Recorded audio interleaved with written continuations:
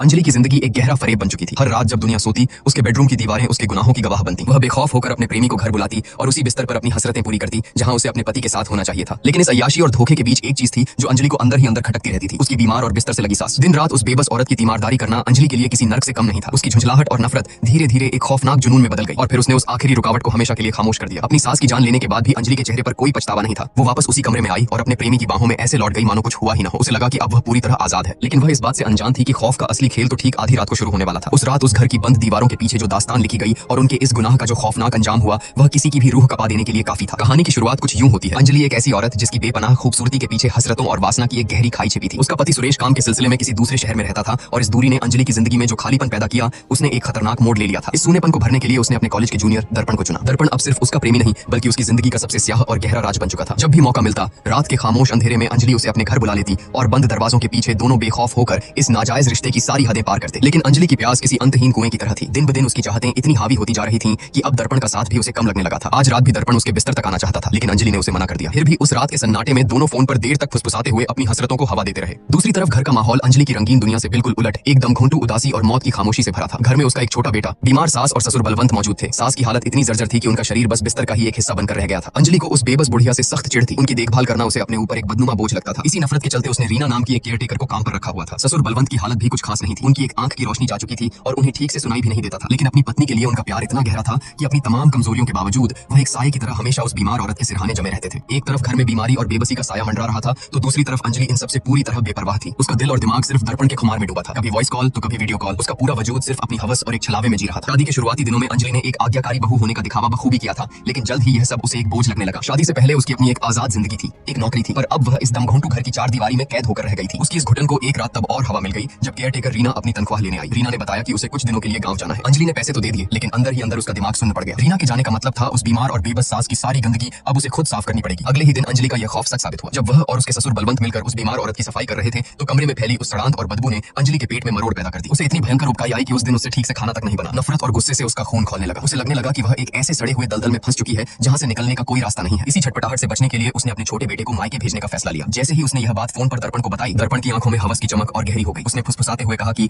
घर में जितने कम लोग होंगे, हमारी रातें उतनी ही बेखौफ और रंगीन होंगी। सन्नाटे में हम एक दूसरे के और भी करीब आ पाएंगे। उसकी बात सुनकर अंजलि के होठों पर भी एक कामुक और शातिर मुस्कान तैर गई। अगली सुबह अंजलि अपने बेटे को छोड़ने के लिए घर से बाहर निकली। रास्ते में नुक्कड़ पर दर्पण अपने दोस्तों के साथ खड़ा था। एक ने तंज कसते हुए कहा कि अंजलि में तो गजब की आग है। लोग कहते हैं कि उसकी कोई भी रात सोनी नहीं जाती, उसके कई मर्दों से रिश्ते हैं। तभी दूसरे दोस्त ने आग में घी डालते हुए कहा कि मैंने तो खुद एक आदमी को रात के अंधेरे में आम के पेड़ के सहारे उसके घर की छत पर चढ़ते देखा है। यह सुनते ही दर्पण के दिमाग की नसें फटने लगी। जलन और गुस्से से पागल होकर वह अपने ही दोस्तों से हाथापाई पर उतर आया। मामला बिगड़ता देख एक दोस्त ने उसे घसीट कर किनारे किया और समझाया कि इन फालतू की बातों पर ध्यान न दे। बात तो वहीं खत्म हो गई, लेकिन दर्पण के दिल में शक का जो जहरीला बीज बोया गया था, वो अब खामोशी से अपनी जड़ें जमाने लगा था। सच तो यह था कि उस दोस्त को अंजलि और दर्पण के इस नाजायज रिश्ते की भनक शुरू से ही थी। उस रात जब सन्नाटा गहराया, अंजलि ने दर्पण को अपने बिस्तर तक खींचने के लिए फोन मिलाया। इस बार दर्पण अकेला नहीं था, वह उसी दोस्त को अपने साथ लाया था। उसने दोस्त को बाहर पहरे पर खड़ा किया और हिदायत दी कि अगर कोई भी आहट हो तो फौरन इशारा कर देना। अंजलि ने पीछे का दरवाजा पहले से ही खोल रखा था। दर्पण दबे पांव सीधा उस बेडरूम में दाखिल हुआ जहां अंजलि हुस्न और हवस का जाल बिछाए उसका इंतजार कर रही थी। उसने दर्पण को अपनी ओर खींचा और फिर उस बंद कमरे की गर्माहट ने सारी हदें पार कर दी। लेकिन उस जिस्मानी खेल के बाद भी अंजलि की आंखों में वो खौफनाक प्यास और बेचैनी साफ झलक रही थी जो कभी शांत नहीं होती थी। तभी दर्पण की नाक में एक अजीब सी सड़ांध टकराई। उसने नाक सिकोड़ते हुए पूछा कि यह कैसी बदबू आ रही है। अंजलि की आवाज में एक अजीब सी चिढ़ और नफरत थी। भाई छुट्टी पर है और मुझे ही उस बुढ़िया की गंदगी साफ करनी पड़ रही है। उसके पास से इतनी सड़ांध आती है कि अब बर्दाश्त नहीं होता। फिर अंजलि की नजरें दर्पण पर टिक गई। उसकी आवाज अचानक बर्फ की तरह ठंडी हो गई। जिस हालत में मेरी सास है वो बस एक जिंदा लाश है। बहुत तकलीफ में है वो, क्यों ना हम उसे हमेशा के लिए खत्म कर दें। अगर वो रास्ते से हट गई तो सब कुछ कितना आसान हो जाएगा। और वैसे भी उसके मरने के बाद मेरा ससुर भी उस सदमे में ज्यादा दिन नहीं टिकेगा। अंजलि के इन खौफनाक इरादों को सुनकर एक पल के लिए दर्पण की रूह कांप गई। लेकिन अंजलि के हुस्न और उस अंधे मोह ने उसके हर डर और जमीर पर पर्दा डाल दिया। हवस इंसान को किस कदर हैवान बना देती है, दर्पण उसका जीता जागता सबूत था। उसने अपना सिर हाँ में हिला दिया। आधी रात का वक्त था। मौत के साए की तरह वो दोनों दबे पांव सास के कमरे में घुसे। अंजलि ने बेरहमी से एक कपड़ा उठाया और उस बेबस बिस्तर पर पड़ी बुढ़िया की गर्दन के इर्द गिर्द लपेट कर कस दिया। उस जुर्म की सबसे दर्दनाक बात यह थी कि उस वक्त सास की आंखें खुली थी। वह पूरी तरह होश में थी। वह अपनी मौत को अपने सामने खड़ा देख रही थी, लेकिन उसका जर्जर शरीर हिल तक नहीं सकता था। हवस और नफरत का वो मंजर इतना खौफनाक और अमानवीय था कि इंसानियत भी खौफ खा जाए। उस बेबस औरत की आंखों से लाचारी के आंसू बह रहे थे। अपने आखिरी पलों में वह अपने पति को मदद के लिए पुकारना तो दूर, एक नजर देख तक नहीं पाई। कुछ देर की भयानक तड़प और छटपटाहट के बाद उसका शरीर हमेशा के लिए खामोश हो गया। उस घिनौने कृत्य को अंजाम देने के बाद अंजलि वापस अपने कमरे में लौटी। जब उसने आईने में अपना अक्स देखा तो एक पल के लिए उसकी आंखों से आंसू छलक पड़े। उसके अंदर कहीं न कहीं एक हल्का सा पछतावा था,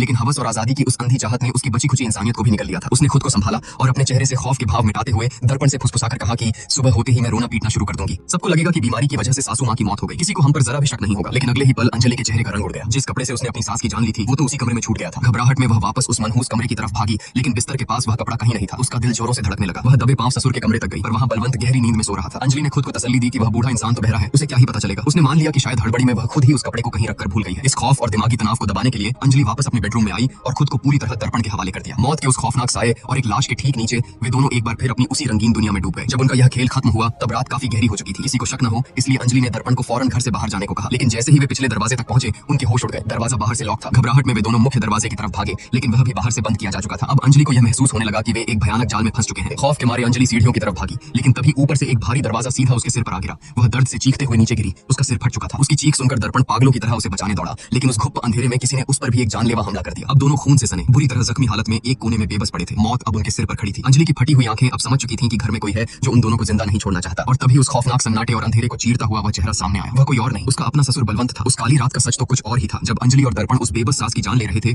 तभी बलवंत की नींद टूट चुकी थी। वह अपनी पत्नी की हालत देखने उसके कमरे में पहुंचा, पर तब तक बहुत देर हो चुकी थी। अपनी जीवन संगिनी की बेजान लाश देखकर वह बूढ़ा इंसान अंदर से टूट गया और उस खामोश अंधेरे में बिलक बिलक कर रोने लगा। अपने छलकते आंसुओं के साथ जब वह यह मनहूस खबर अंजलि को देने उसके कमरे की तरफ बढ़ा तो दरवाजे के पास पहुंचते ही उसके कदम ठिठक गए। अंदर से अंजलि की आवाज आ रही थी। घर के उस मुर्दा सन्नाटे में बलवंत के कानों ने वो सब सुन लिया था जो उसकी दुनिया उजाड़ने के लिए काफी था। जब अंजलि और दर्पण वह कपड़ा ढूंढने कमरे से बाहर निकले तो बलवंत दबे पांव अंजलि के कमरे में गया। उसे यह जानना था कि वो अनजान आदमी है कौन। तभी उसकी नजर अंजलि के बिस्तर पर पड़े मैनफोर्स के पैकेट पर पड़ी। उस एक चीज ने सारा पर्दाफाश कर दिया। बलवंत की आंखों के सामने पूरी खौफनाक तस्वीर साफ हो गई। अंजलि का घिनौना नाजायज रिश्ता और उसी हवस की खातिर उसकी पत्नी का कत्ल। खून के आंसू पीते हुए बलवंत ने हत्या वाला वह कपड़ा उठाया और अपने कमरे में जाकर गहरी नींद में सोने का नाटक करने लगा। उन दोनों के कमरे से जाते ही उसने कांपते हाथों से अपने बेटे सुरेश को फोन मिलाया। सारी हकीकत बताते हुए उसने सुरेश को सुबह होने तक घर पहुंचने का हुक्म दिया, लेकिन बलवंत ने पुलिस को फोन नहीं किया क्योंकि अब उसके सीने में इंसाफ की नहीं इंतकाम की आग धधक रही थी। उसी बदले की आग में जलते हुए बलवंत ने अपने ही घर को उन दोनों के लिए एक खौफनाक जाल में तब्दील कर दिया था और अब उन्हें बेरहमी से मौत के घाट उतार रहा था। खून से लथपथ दर्पण के दिमाग में अब सिर्फ एक ही बात गूंज रही थी, किसी भी तरह इस मौत के घर से जिंदा बाहर निकलना। लेकिन अंजलि, जिसका जमीर पूरी तरह मर चुका था, उसने दर्पण को रोकते हुए कहा कि अगर हम यहाँ से जिंदा भाग भी गए तो वो बुढ़ा हमें छोड़ेगा नहीं। वो हमारा सारा सच जान चुका है, सीधा पुलिस के पास जाएगा। अब बचने का सिर्फ एक ही रास्ता है, हमें बलवंत को भी खत्म करना होगा। दर्पण अंदर ही अंदर कांप रहा था। उसे एहसास हो चुका था कि वो हवस के किस खौफनाक और जानलेवा दलदल में धंस चुका है। दूसरी तरफ अंधेरे में छिपा बलवंत इन दोनों की खौफनाक साजिश सुन रहा था। गुस्से और इंतकाम की आग में उसका खून खौल रहा था। अंजलि उसे ढूंढने के लिए हाथ में एक लालटेन लेकर निकली, लेकिन बलवंत ने पहले ही उस चिराग के साथ मौत का खेल कर दिया था। जैसे ही अंजलि ने उसे उठाया वह जोरदार धमाके के साथ उसके ही हाथ में फट गया। आग की लपटों ने अंजलि का एक हाथ बुरी तरह झुलसा दिया और वह दर्द से चीख उठी। यहीं पर उस खौफनाक रात का एक और दर्दनाक सच सामने आता है। बलवंत ने अपनी बीमार पत्नी के बिस्तर के पास एक इमरजेंसी बटन लगा रखा था। जब अंजलि और दर्पण उस बेचारी को मौत के घाट उतार रहे थे तब अपनी आखिरी सांसों से लड़ते हुए उस बुढ़िया ने कांपते हाथों से वो बटन दबा दिया था। उसी अलार्म ने बलवंत को जगाया था और वह अपनी पत्नी की आखिरी पुकार सुनकर ही वहां पहुंचा था। दर्द से बिलखती अंजलि और दर्पण ने बलवंत को पकड़ने का जाल बिछाया। इस बार बलवंत उनके जाल में फंस गया। अंजलि ने पीछे से बलवंत के सिर पर जोरदार प्रहार किया और वह बेसुध होकर गिर पड़ा। जैसे ही अंजलि उसे घसीटने लगी बलवंत को होश आ गया। मौका पाकर बलवंत फिर से छुपने में कामयाब रहा। इस चूहे बिल्ली के खेल से तंग आकर अंजलि ने अपनी क्रूरता और नीचता की सारी हदें पार कर दी। उसने मिट्टी के तेल का डिब्बा उठाया और पागलों की तरह चिल्लाई कि अगर तू सामने नहीं आया तो मैं तेरी बीवी की लाश को यहीं जला दूंगी। छुप मत वरना राख होने के बाद तेरी बीवी की आत्मा भी कभी चैन नहीं पाएगी। अपनी मृत पत्नी की लाश के साथ यह बेअदबी बलवंत बर्दाश्त नहीं कर सका। वह फौरन अपने छुपने की जगह से बाहर आ गया। अंजलि और दर्पण जानवरों की तरह उस पर टूट पड़े और उसे बेरहमी से पीटने लगे। खून से लथपथ बलवंत आखिरी दम तक मार खाता रहा। तभी अचानक बलवंत के अंदर जैसे कोई आसुरी शक्ति आ गई। उसने पूरी ताकत से दर्पण के पैर पर एक करारा वार किया और उसे दूर झटक दिया। अगले ही पल उसने अपने हाथ अंजलि की तरफ बढ़ाए और अपनी उंगलियां उसकी आंखों में बुरी तरह चुभो दी। उनकी चीखों के बीच बलवंत वहां से भागा और एक कमरे में खुद को बंद करके सीधा पुलिस को फोन मिला दिया। उसने पुलिस को सारी हकीकत बयान कर दी। उधर अंजलि किसी तरह उस कमरे तक पहुंची। फोन की कॉल हिस्ट्री देखते ही उसके पैरों तले जमीन खिसक गई। अब पुलिस के आने से पहले बलवंत की लाश गिराना जरूरी था। अंजलि ने बदहवास होकर दर्पण से कहा कि बाहर तुम्हारा जो दोस्त पहरा दे रहा है उसे फौरन अंदर बुलाओ। दर्पण घबराया, पर वो अंदर कैसे आएगा? घर के सारे दरवाजे तो लॉक हैं। अंजलि की आंखों में एक शातिर और खौफनाक चमक आ गई। उससे कहो कि पीछे वाले आम के पेड़ के सहारे छत से अंदर आ जाए। अंजलि के मुंह से निकले इन शब्दों ने दर्पण के दिमाग में किसी बम की तरह धमाका कर दिया। पल भर में उसे अपने दोस्तों के वो ताने याद आ गए। उसका सारा भ्रम शीशे की तरह टूटकर बिखर गया। वह अंजलि का इकलौता प्यार नहीं था बल्कि उसकी हवस और जरूरतों को पूरा करने वाला महज एक और मोहरा था जिसका अब इस्तेमाल किया जा रहा था। तभी खिड़की से उसका दोस्त अंदर कूदा। अंदर का खून खराबा देखकर वह एक पल के लिए सन्न रह गया, लेकिन फिर स्थिति को भांपते हुए उसने चाकू निकाला और सीधा बलवंत की तरफ लपका। पर बलवंत अब कोई लाचार बूढ़ा नहीं बल्कि एक खूंखार शिकारी बन चुका था। उसने जमीन पर पहले ही तेल बिछा रखा था। दोस्त का पैर बुरी तरह फिसला और वह औंधे मुंह जमीन पर आ गिरा। इससे पहले कि वह संभल पाता बलवंत ने एक भारी वार से उसका सिर कुचल दिया। उसकी वही मौत हो गई।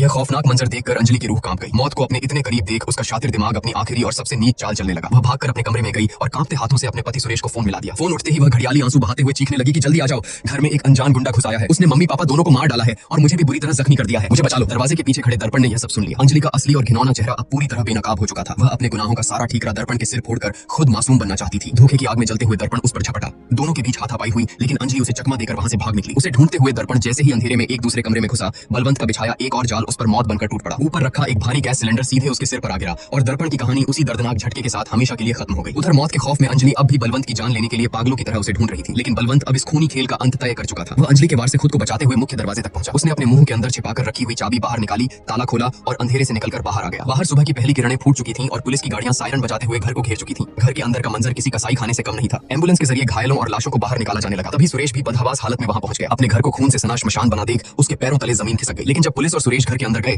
तो उनकी नजरें एक ऐसे दृश्य पर टिक गईं जिसने उस पूरे खूनी तांडव को एक अजीब सी खामोशी दी थी। उस रात के इतने भयानक खौफ और मौत के तांडव के बीच भी बलवंत ने अपनी मरी हुई पत्नी के शरीर को उस सारी गंदगी और सड़ान से निकालकर बेहद सलीके से साफ कर दिया था। उसने उसे साफ और नए कपड़े पहना दिए थे, उसके बाल संवार दिए थे ताकि उसकी जीवन संगिनी, जिससे उसने बेपनाह मोहब्बत की थी, इस दुनिया से पूरे सम्मान के साथ विदा ले सके। और इसी खामोश, दर्दनाक लेकिन पवित्र दृश्य के साथ इस खौफनाक रात की कहानी हमेशा के लिए खत्म हो जाती है।